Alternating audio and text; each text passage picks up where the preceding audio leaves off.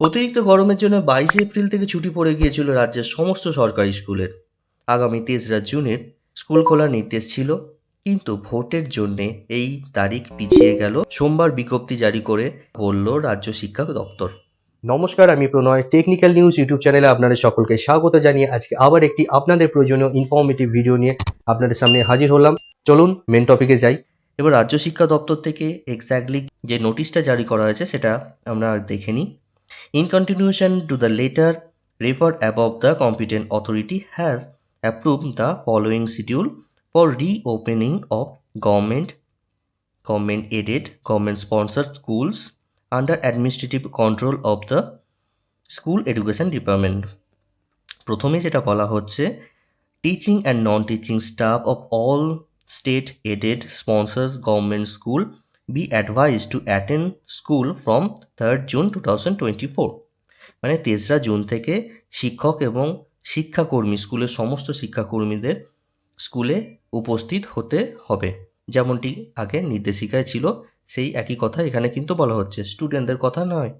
শিক্ষক এবং শিক্ষাকর্মীদের অবশ্যই স্কুলে উপস্থিত হতে হবে 3রা জুন থেকে। Subject to the direction issued by the concerned election authorities as the case may be, due to ensuring Parliament General Election 2024 to ensure the suitable school infrastructure is in place with the appropriate assistance of the District Magistrate Commissioner, Kolkata Municipal Corporation, as the case may be, before the school are open for student. It is expected that the above arrangement will be completed by 9th June 2024.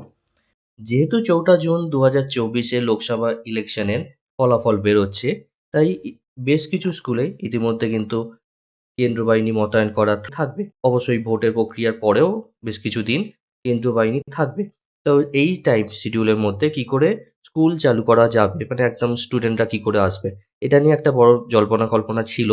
তো তারই একটা সুন্দরভাবেই এখানে শিক্ষা দপ্তর থেকে একটা নির্দেশিকা দিয়ে দেওয়া হলো যে সমস্ত শিক্ষক এবং শিক্ষাকর্মীদের 3রা জুন থেকে স্কুলে উপস্থিত হতে হবে এবং 9 তারিখ মানে 9 জুনের মধ্যে স্কুলের সমস্ত সুইটেবল কন্ডিশন তৈরি করে নিতে হবে, বা পরিষ্কার যা পরিষ্কার করার প্রয়োজন আছে, মানে নির্বাচন যেহেতু কাজ চলেছিল এবং স্কুলের মতো সুইটেবল ইনফ্রাস্ট্রাকচারটা তৈরি করে নিতে হবে।